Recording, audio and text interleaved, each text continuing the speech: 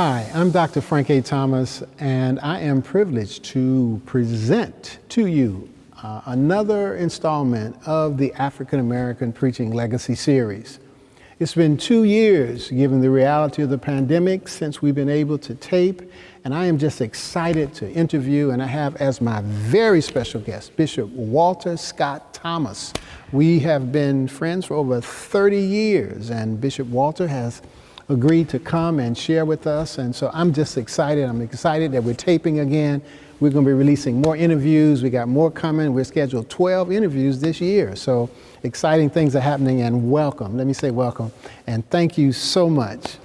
Now, just in case there might be one or two people who do not know who Bishop Walter Scott Thomas is, the pastor of New Psalmist Baptist Church, or the New Psalmist story, why don't you share with us anything that help us to get to know you?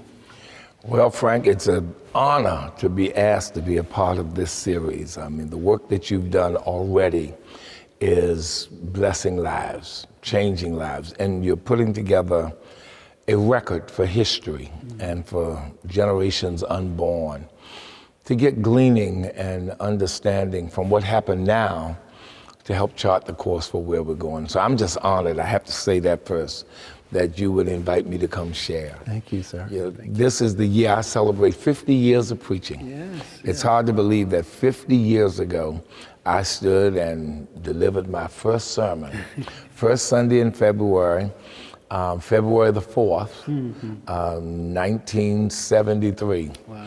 And what's interesting about that is, I preached at the 5 o'clock hour. And guess who preached at the 6 o'clock hour?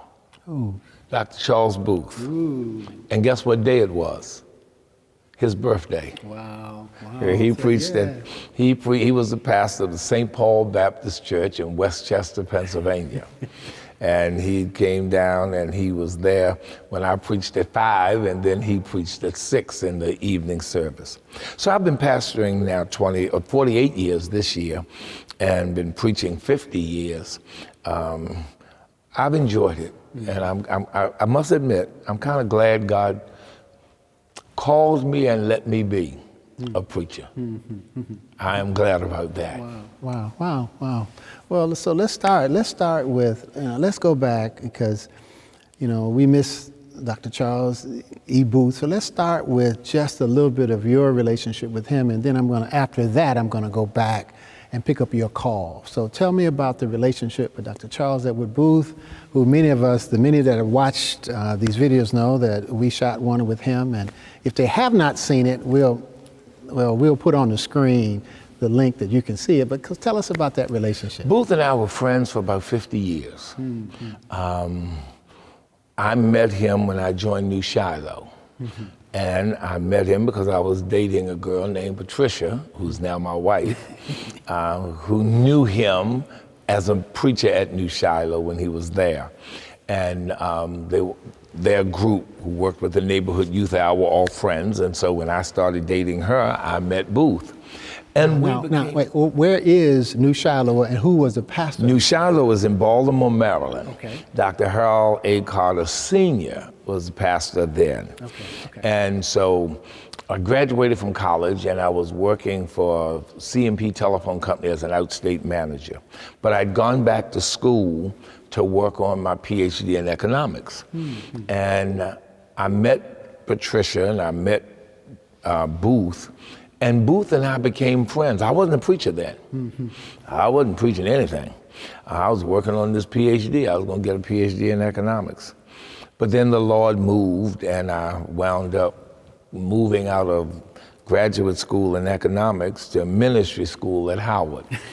And Booth and I stayed friends. And as I went into ministry, he was there for every strategic moment. Every moment that I can think of, Charles Booth was there. He was, in a sense, my big brother. I have a big brother by birth. And Booth was my big brother by ministry, and both of them are the same age. And they went to rival schools. Okay. Booth went to City, my brother went to Poly, I went to Poly. But we became friends, and we stayed friends. We could fuss and fight and then say, let's go eat. Every Saturday we go over the sermons. Every Sunday we go over the services. And we were a part of each other, of the fabric of each other's lives.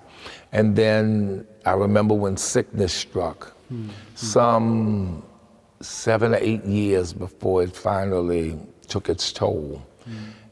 And watching him and working with him make that final journey with he and his wife, Crystal, who was by his side all the way to the end.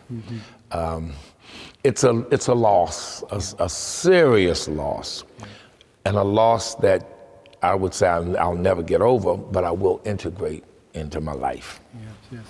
So what did you learn from Dr. Booth's preaching that affected your preaching, and how did you affect his preaching? You all were going over sermons together. Oh, we went over we worked on more sermons together. We read the same books.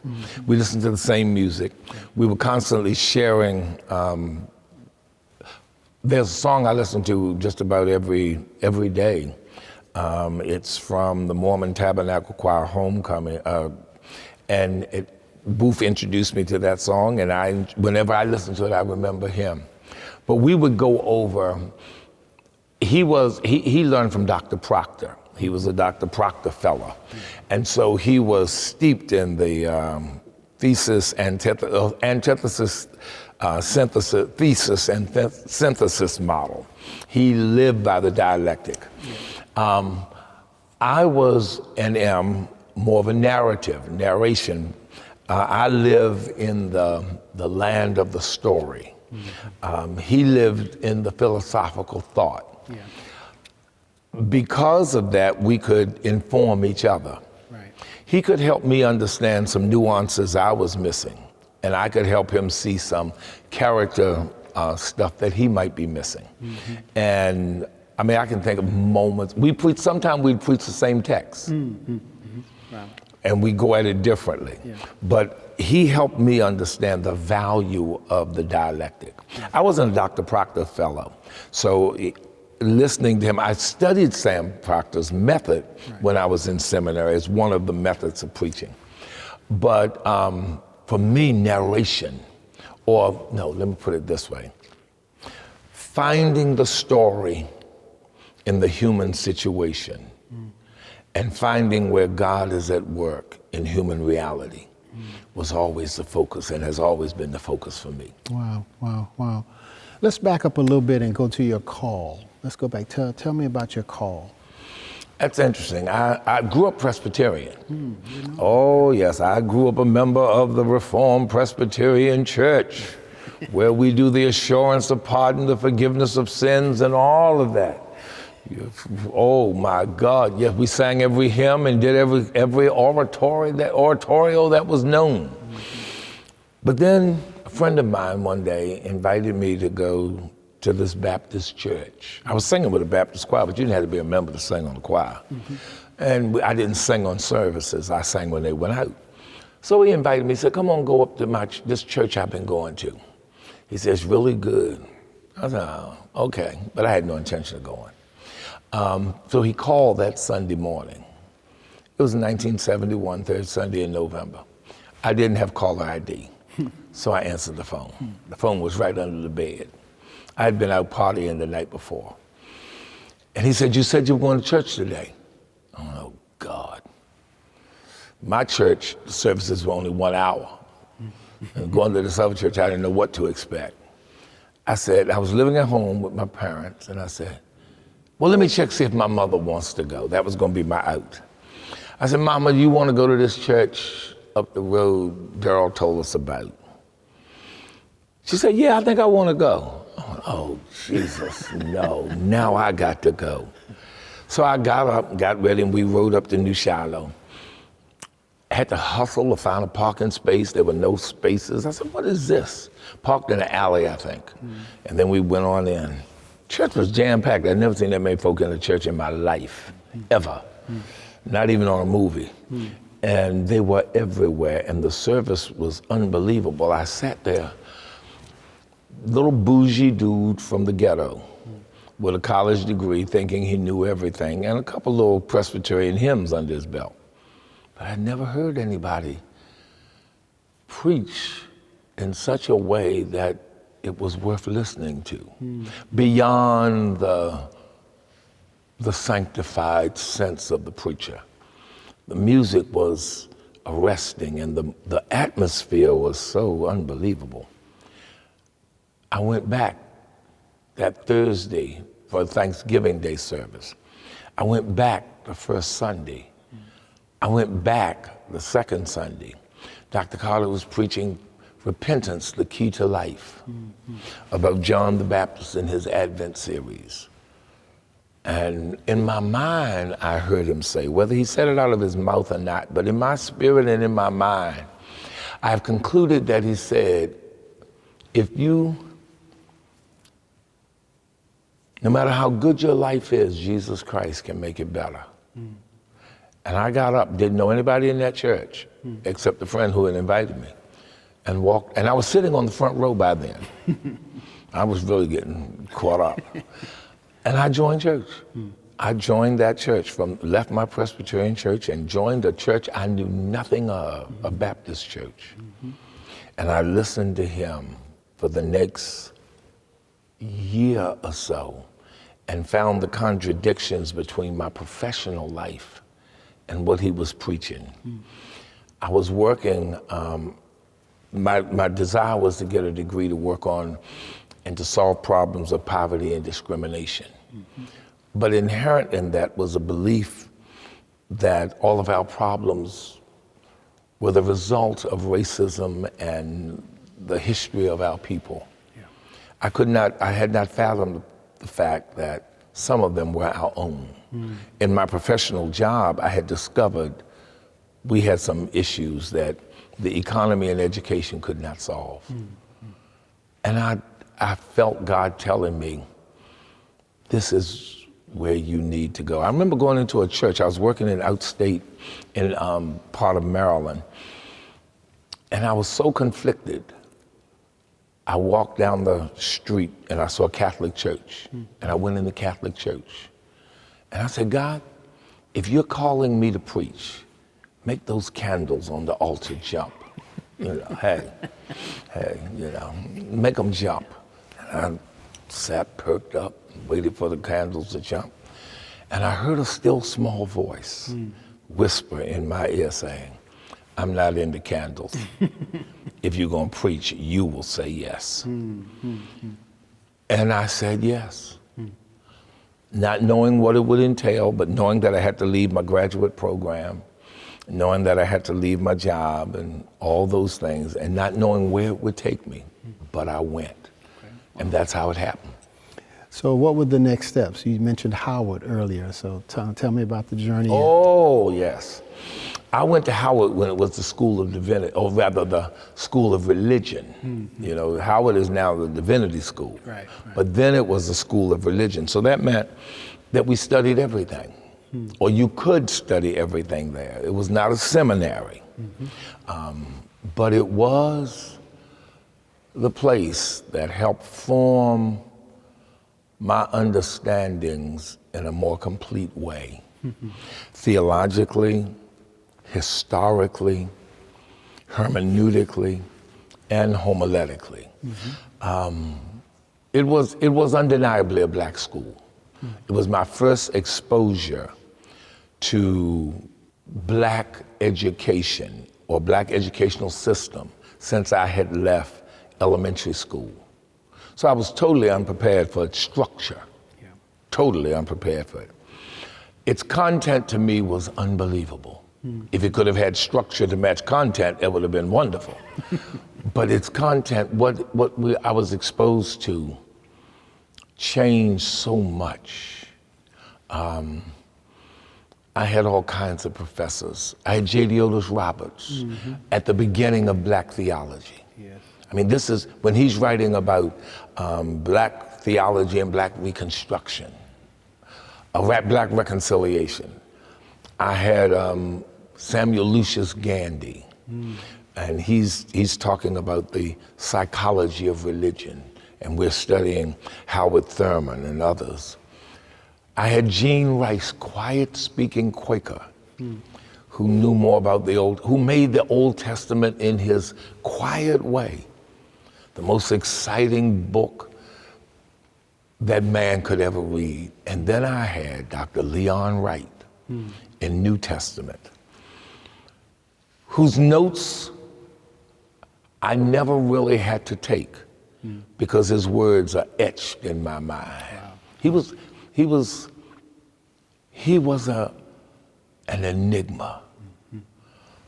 But my time there, and Dr. Rosemary Ruther, who had She Is Risen on her attaché case, was my theology teacher.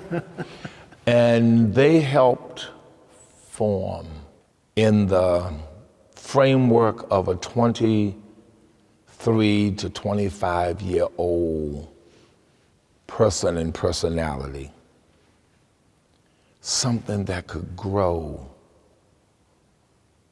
and grow and grow until the person and the personality could catch up to it. Yeah. So who taught you homiletics? All right now, Dr. Crawford. Evans Crawford taught homiletics. And Dr. Crawford, I'll never forget, he said, you cannot preach until you hit the indicative mood. That was for him how we ended the sermon. You end in the indicative mood. And what he was in essence saying, I did not fully comprehend then, because I took it to mean the stylistic formulations that black preaching had taken. Right. Were indicative of the indicative mood. Right. But that's not what he meant. And it took my personality to grow up to what his teaching had given me. And what he meant was, you can never end without hope. You can never end without an alwaysness of God. And that, Frank, for me, has become the pin to preaching. It ends a sermon, but it explains a life. You know, and what we do in our ministry efforts among people ends in the indicative mood, because so much of what we're doing is explanatory and trying to open eyes. But once those eyes are open, they're open to the eternal, to the everydayness of the indicative mood, that there's always a hope. Yeah. And he taught me O Expository 1, O Expository 2, the diamond, the Hegelian methods. He taught all of those and said, you can never preach and just use one. Yeah. You have to see which is appropriate for how you want to present. Now that goes to my business training. Business training says, form follows function. So figure out what you're trying to do, and then look to see which methodology, which gives you the best way to do it. I want to give our viewing audience an example of what you're saying. So you told me about the sermon you preached yesterday. So show us and talk about the sermon, and then come down in the indicative mood so that the listener, the viewer, would be able to really receive what you're saying. Yesterday was one of the happiest moments of my life, because it was, now get what I'm gonna say, it wasn't the celebration of anybody else's thing, but me lasting 50 years. It was a personal victory. I didn't die with surgeries and other things that have happened. I didn't die. I buried on an average of 200 and some people every year during the pandemic. Wow. And I didn't die. I wasn't one of them. Amid everything that has happened and transpired, I lived. And I lived to see a major moment. I was wondering, what will I preach on this anniversary? And I heard the words of C.A.W. Clark. You remember that legend. Of course I do. I was a young preacher when he had preached 50 years. I was a young pastor.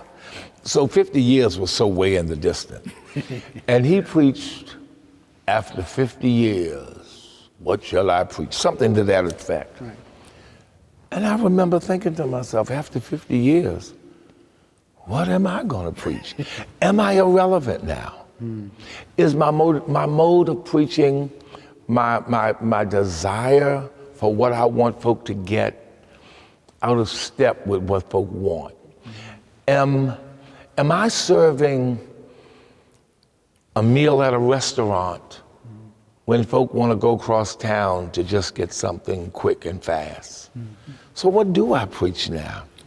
Spent all these years of first loving the Lord, then secondly, inquiring to be critical in my understanding of a text, to present what would be the best that could help folk make their own decisions about God. And now I'm in the late afternoon of life. Yes. And I don't see texts the same way. I see them almost like I did when I started. You know, I've almost gone full circle. So what do I preach? And that word from Corinthians, when Paul says to the church at Corinth, when he's trying to deal with them and their factions, he says, remember when I came to you, I didn't come with high, eloquent words or anything. I just came to you with Jesus Christ and him crucified. Yeah. And I distilled everything down to what shall I preach going forward?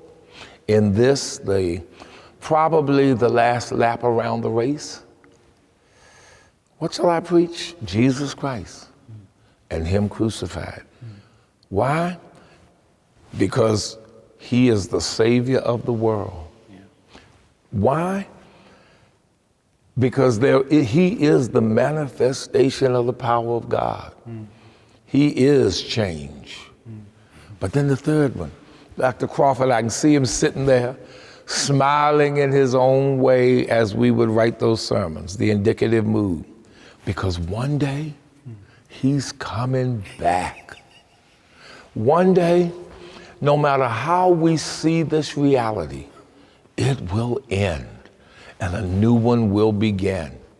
This is never and never will be the end.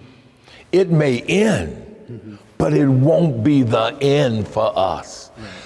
And we don't hear that anymore. Yeah. That preaching is lost to what we can get right now. That's right. But after you get right now, what's your indicative mood? And what do you hope? I hope that one day I shall see him as he is and hear him say, well done. If that is the end of this chapter, I know the next chapter will be more than glorious. Wow. Thank you. Tell me about preaching mentors. Oh, gosh. You mentioned Dr. Evans Crawford, but preaching mentors. Dr. Harold A. Carter Sr. undeniably was one of my mentors for this reason. You know, all of us preach out of different foci. I preach out of life situation. Charles Booth was a social philosopher. Dr. Harold Carter, Dr. Gardner Taylor was a poetic, heavenly presenter. Some others are doctrinal preachers. Harold Carter was a Christologist. Every sermon was Jesus Christ and him crucified. Every sermon was going to, as Spurgeon say, find the fastest steed it could and ride straight to the cross. You know I'm right. You heard him. You know I'm right. He was Jesus only. You're going to hear it. But what that did for me was help me understand Jesus. He blessed me in ways that blew my mind. Just his commitment to the gospel. Dr. Carter would write a sermon sitting in a chair, eating ice cream, at his desk. It didn't matter. He got a sermon jumping because he always felt that something should be portrayed. Dr. William Lawson from Wheeler Avenue. Yes. I heard him in the early morning of ministry. And he never raised his voice. But how he arrested me and put handcuffs on me to hear what he had to say. Yeah. and to accept it. Dr. Frederick Sampson, because the first time I heard him, I thought he said everything that could be said. I said, there's nothing else that can be said. The person said to me, he said, well, are you going tomorrow night? Are you going tonight? I said, oh yeah. I said, why? I said, because I think he said everything that can be said. I'm going tomorrow to see if there's anything left. And there was more. Yeah. There was more. I couldn't believe. So each one is, Dr. Carter is showing me the person of Jesus Christ. Right. Bill Lawson is showing me there's a way to communicate him. Frederick Sampson is showing me the inexhaustible nature of the preaching gospel. Dr. William Augustus Jones showed me the stamina and the use of language. Dr. Samuel Proctor showed me a gospel for every man, that you can preach to every man, to every person. The gospel simple, full, and free.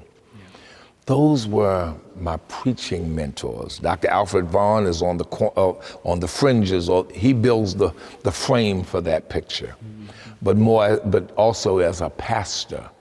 But those were the ones whose faces would be at my Last Supper, as having helped shape me into the preacher I am. Tell me about your sermon preparation process. How do you prepare a sermon?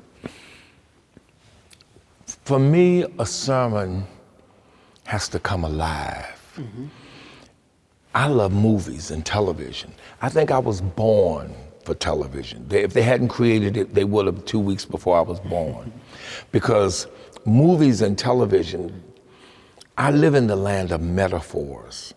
When I'm trying to describe something, it's always the use of metaphors. It's always trying to pull some image that will give clarity. And so for me, preaching is taking people into the original context, be it verse or pericope, be it a statement of commands or a painful situation. I wanna go back there, and I wanna focus on one of three things. I wanna focus on the setting. What's going on? Yeah. What is happening in this space? Yes. The incident. Yes. What happened? Right. Or the character. And the tension between two of those pieces. Right. I want to sit in the director's chair. So when I read the Bible, I read it as if somebody has given me a movie script and asked me to produce it. And I want to see what I want to produce. So if I find a text that I think is the sermon for the week, I'm going to do what they said, go back to the text before, the ones before, and read all around it. But that's surface for me. What's important for me is to become a part of that text, to enter into the moment. I think it's Butterworth who says in his History of Christianity that no matter how you try to tell history, you cannot avoid your own personal interpretations. Yes. They will always somehow color the way you see life. Yes. And so I enter the text with the permission to look at the people talking, to look at their faces, to hear their words, though I see them written, to hear what mood must they be in to say this. So when I'm preparing a sermon, I'm like a director of a movie, trying to see where we're going to focus the camera and what are we going to try to show to the audience. And then through use of words and verbal images, try to get that message across, because therein lay the message of the text. Yes, yes. So do you get the sermon idea first, or do you get the text first, or is it whichever comes? Most time they come together, but the way I would say naturally is the text first. Okay. I'm reading the story, and the story comes alive. I'm reading the story of Moses, of Jochebed taking Moses back to Miriam, after weaning him, he's 2 years old, and she takes the baby back to Pharaoh's daughter, and that baby's now going to grow up in Pharaoh's house. That's how we would read the text. That's how we would read the passage. Right. But that's not what I see when I stood in the chamber when she brought the baby in. She's bringing in this baby, she's walking him up, knowing that she's going to give him to Pharaoh's daughter. She'll still have some time with him. You know, he'll see her back, but it won't be much. And as she turns to leave, she hears Pharaoh's daughter say, "And his name shall be called Moses." What did Jochebed call him for 2 years? She didn't call him, "Hey, you." She gave him a name. Right. And this woman just summarily dismisses it and then dismisses her. And I hear the door shut when she goes out. And the baby she wrestled to save is now taken from her. She will not rear him. She will not watch him grow up. The door is shut. She has no right to Pharaoh's daughter. Right. How do you let that go? How do you let go of this? Right. And we as a people have had so many doors shut in our faces. We have so many moments that close down that we're supposed to accept. Right. How do you just accept this? How do you accept hurt that you can't articulate, tears that you can't stop, and you do not have permission to share it with everybody? Wow. Because your baby should have been dead. How do you, so the title of the sermon is, Let It Go. And the question of the sermon is the tension between the character and the incident is how do you let it go?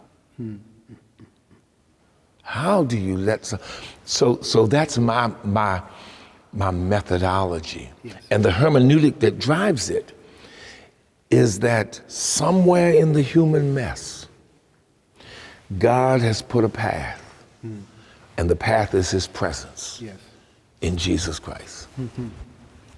So do you use commentary? Oh, yes. Yes, sir. I use every resource known to man. Because number one, I want to find out what the words are. I want to make sure I am not misinterpreting. Right. Say there may be I may see a glance, I may see Jochebed standing at that door, looking strange. But I may have missed something in the exchange. So I want to make sure I want to make sure that she was just dismissed. Yeah. So I'm going to use the commentaries. I'm going to use as many as I can find to say as many different things as we learned how to write exegetical papers, everything that can be said. Right. But I'm not going to stop there. Right. I'm going to go to my psychology stuff, and I'm going to try to understand hurt. I'm going to read up on undiscussed depression. I'm going to read up on the impact of grief on family members. Yes. Because I got to know, how did Aaron and Miriam handle their mother coming home not being there for them? Yeah. And maybe that was the way to get her out of her funk, to make her recognize you got children at home that still need you. You can't die over this when they need to live with you. Right. So I've got to check to understand the psychological dimensions so that I articulate for the people in front of me the realities that they are facing. Right. So I'm going to check as many different kind of resources as I can to give me help to understand how to show this movie and to preach it so they see it as a movie and see what I'm saying. Is there a written manuscript? I think, Frank, sometimes people think that when you see a person preaching or going off script, there is nothing there. I think of two quick little points. Dr. Gardner Taylor said to one preacher, he said, "Oh, you did well in that sermon," or something to this effect. "You did well on that sermon. Do you write your manuscripts?" And the man said, "I write the first part, then I give the rest to God." And Dr. Taylor said, "Yes, I kind of like your part, your part, yes." But the other part is, I don't think you can take lightly the moment you have with people. If the President of the United States offered me 10 minutes to come in and state my case on some matter, I would call in everybody I knew to help me shape and form those 10 minutes, because that's all I have. Now, somebody would think I'm saying that about just the president. Well, I've got a congregation in front of me who's only giving me X number of minutes. Now, because I preach long, they give me more. But they're only going to take so much. So I've got to make sure I shape how I use that time so that I don't lose them to Facebook or Instagram or just rambling or just wishing they were out of there. I got to make sure I make my argument, my movie good. I can't have dead spots in this movie. So I have to write it. I write it this way. I have an introduction, a transition, and then what I call the points that elucidate the main theme of the sermon. Dr. Crawford taught me that every sermon should be able to be reduced and deduced to one sentence. So I have a one-sentence idea that I'm trying to get across. And I'm writing it out. It will be about 20-some pages, but it's going to be there. Right. So does the manuscript go to the pulpit, so that, or would you consider yourself a manuscript preacher, or what does the manuscript go to the pulpit? There are times it does and times it doesn't. In the younger years, it didn't. It didn't go. As I got older, with more things happening in my world, I realized I needed it to help me stay on point. But there are moments, and there are many, when I will not do that. When there is a comfort level with the moment, though I'm still anxious and nervous, but there's a comfort level that will allow me to say, I know what I'm going to say, and I know what's here. I'm okay to go without it. Okay. So tell me about the most difficult in 50 years of preaching, the incident or the situation when it was the most difficult for you to preach. Oh, though there have been many, the one that looms the largest was the death of one of my dear friends, Congressman Elijah Cummings. We always talk about preaching truth to power, speaking truth to power.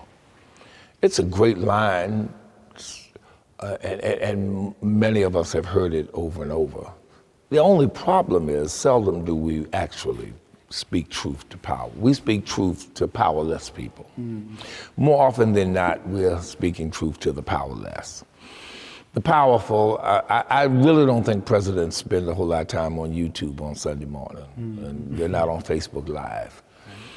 But when Elijah and I were friends for forever. I remember when he was not even in politics, and when he went to Congress, and God put him in Congress. There's no doubt in my mind, God put him in Congress. He started out in obscure positions. And even when he was made member of the House Oversight Committee, it was not looked at as something significant. But he made it significant. He turned it from a book jacket to a book. And it became the prized plum that folk would want in these years that have come on since. And then he died. He came to church every Sunday. He and his wife, Maya Rocky Moore Cummings, in church every Sunday, every Sunday. I watched him go down, and I was there the day before he died. It was a sad moment for me. But then when he died, the funeral took on international scope. Folk were calling from everywhere, and Congress came in large numbers. I wrestled with, what am I going to preach? How am I going to preach this? And I written my sermon out. Of course, that day, with all of the cameras and everything, and I could not download it to my iPad. I said, now the devil, what's the great line? The devil is a liar. The devil is a liar. I'm going to get this on here. The devil is a liar. But I would not be outdone. My oldest son, pastors in Pennsylvania, came down and he was working with his dad again. He got my sermon printed out and got it ready for me, and I was all set. I'm sitting here with my manuscript on the pulpit. Claude Alexander sitting beside me on this side. Dwayne Dedman is on this side. And Claude sees me take out my pen, and I start writing. And Claude leans over to me and says, "You are not doing what I think you're doing." I said, "I think I'm doing what you think I'm doing." Dwayne Dedman says, and he's on the other side, and he leans over and says, "Are you sure you are doing the right thing?" Because my manuscript is in front of me. Right. I said, "Claude, I cannot preach this thing." I said, "This is not what God wants me to say."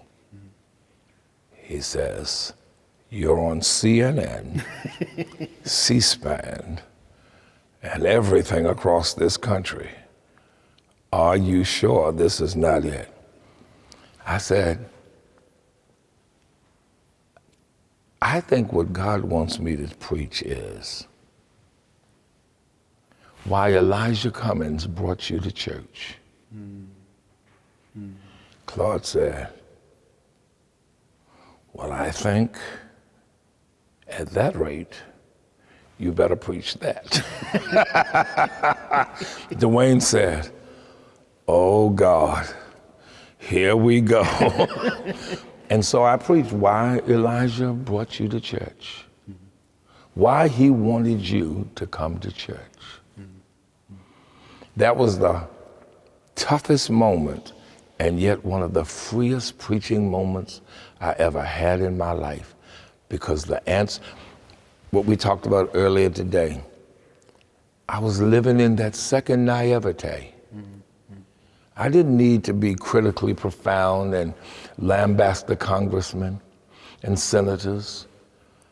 I needed to let them know why one of theirs wanted you here. He could have had the funeral at the convention center, in Washington, anywhere, but he wanted you to come to his church. So why did he want them to come to his church? He wanted you to see what gave him the strength to fight the way he did. He wanted you to know that no matter what was thrown at him, he would still rise up to fight. And he wanted you to know that this was the kind of way it could end. So what was it that gave him the strength to fight that he wanted them to see? Elijah was in church every Sunday. He was the son of preachers. He was the son of pastors of a small church. He grew up knowing God. He grew up knowing life, but knowing God too. And when he got of age, we met in the early 80s. He was just a lawyer. I was just a young preacher, and I had accepted to do a benediction and invocation. You know we only do one or the other, because you arrive or you come late. I had accepted to do both. So we sat together. We didn't even know each other. Right. And we talked the whole evening and got to know each other. And he then joined our church. Mm-hmm. Mm-hmm. And the rest was history. Every Sunday morning, he's sitting in church. And he would say to me, he was my counselor as legal, but he was also my friend. And he would say, "I'm here because this is what empowers me to fight this fight. He said, what I get here is what I take there. We would talk about the issues. I remember one day we were talking, I said, Elijah, if they hit you with it again, say this: God is not pleased with us acting like this. Don't let it be you saying it. You say, when he said that day, I was watching it on television, and they had no comeback. He wanted them to know the source of the strength he had and why he was unbeatable. And how futile their frustrations were, not just with him, but with life apart from God. And that's how he lived. People were at the church at 4:30 in the morning because they knew this man who walked his faith. So when was the time, I'm going to go to the other side now, that you thought God really used you? You were preaching and God, you went, is there a time? God, everyone is connected to a move. When we moved downtown in 1978, there was a parking lot right beside the church. I'm 28 years old, so this doesn't seem like a big event, but it was big to me. Right. We moved downtown, parking lot right next door. I'm moving from a church that doesn't even have parking. So we got parking in downtown Baltimore. And I get news that they're going to build a senior citizens building on that parking lot. I get notified around March, and they're going to take all of our parking. And I don't know what we're going to do. I open the Bible to read a text, and this is the text I read: where there are not enough graves in Egypt, that you brought us out here to die in the wilderness. I said, God, is this the word that I am to meditate on? Am I Moses now? I brought him out here to die. And that haunted me. What will they think? I'm 28. You know, I haven't been around that long. He brought us down here to die, this, that, and the other. And I was terrified. And the Sunday they shut the parking lot, I said, God, you gotta move. I was preaching a sermon, I think that was the Sunday I was preaching, Shields of Brass. When all of the stuff was taken out of the temple and there was the shields of brass. Yeah, replaced it with brass. And I asked God to speak through me that day. There was no parking lot, they had shut it. I got to church at 5 minutes to 11 so nobody could say anything to me because I didn't want to get caught. And 33 people joined church that Sunday morning. That was God's sign. And I remember saying, they shut our parking lot and 33 people joined. Obviously, God says parking is not what's going to make this church grow. When we were moving uptown, they threw everything at us. And we almost couldn't even build. And the Lord let me preach until it seemed like something broke in the house. And it wasn't so much the adversary stopping us.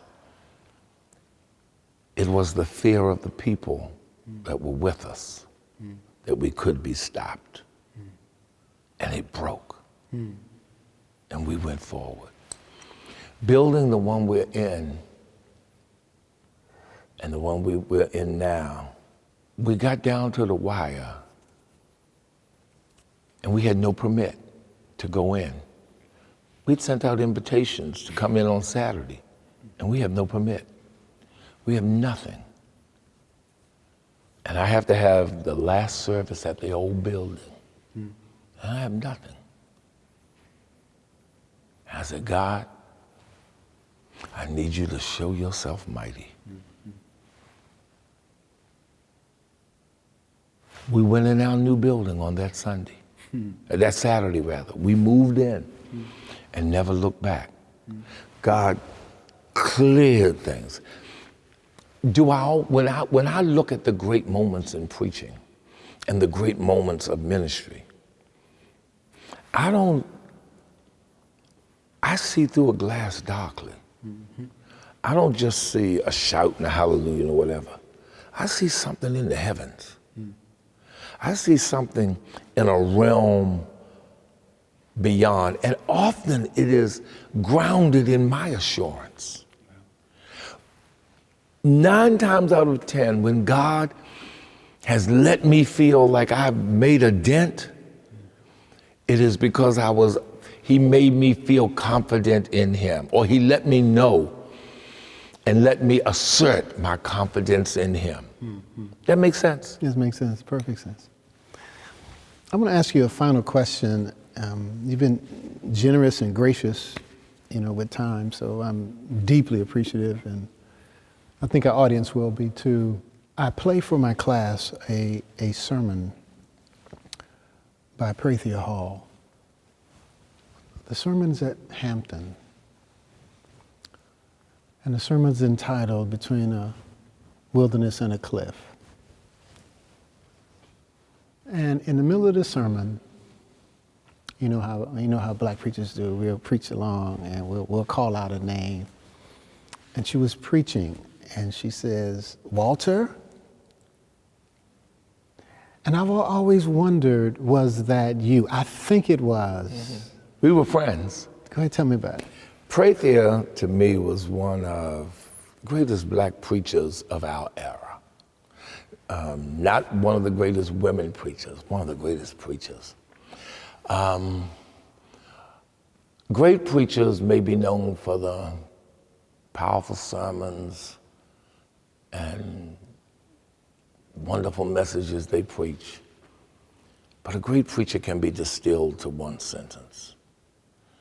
And Prathia's was a prophetic sentence. And this is why she was great, because everything grew from the root of this prophecy. She said, you can't preach liberation and live in bondage. And from that emanated all of her preaching. You can't preach liberation and live in bondage. I thought the world of Prathia Hall when she just was. She was the prophet who wore the prophet's mantle. And what I mean by that is, her church was not big. Oh, by no stretch of the imagination. She ministered in a climate that did not always welcome her presence. She preached with an audacity that should have been reserved for men.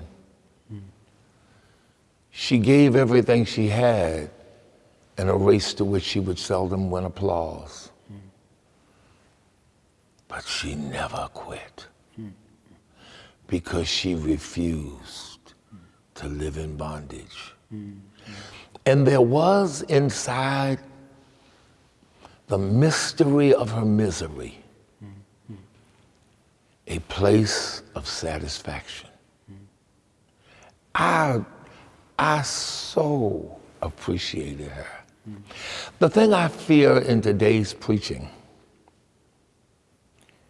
is that so many have not learned the value of all of the ugly side of life that finds its way in the preacher's path.